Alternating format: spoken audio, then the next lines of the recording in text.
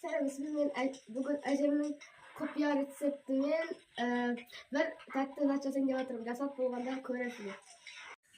Oluşumuz жаңа сауылған сүтті газдың үстінде жылытамыз.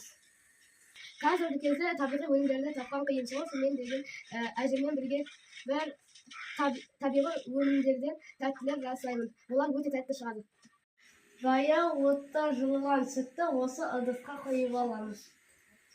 Әже, мынау не? Бұл ірімшікті ұйтатын нәрсе. Қойдың ұлтабары. Соны мына жылышыққа саламыз. Бісміллә деп. Сосын бетін жауып, қойып, әдемілеп орап, жылы жерге қоямыз.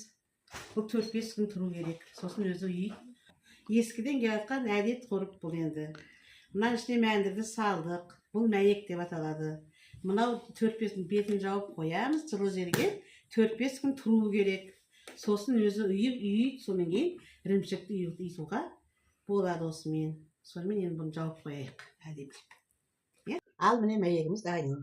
Ірімшік ұйтуға дайын тұр. Сүтті жылытып, ашқысын салып, ірімшік ұйтамыз енді. Қоямыз. Үйу керек. Міне ірімшігіміз үйді.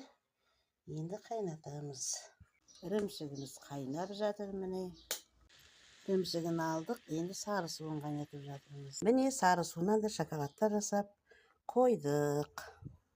Дүкендіктен әлде қайда дәмді. Әжелерім болса жасап көріңдер.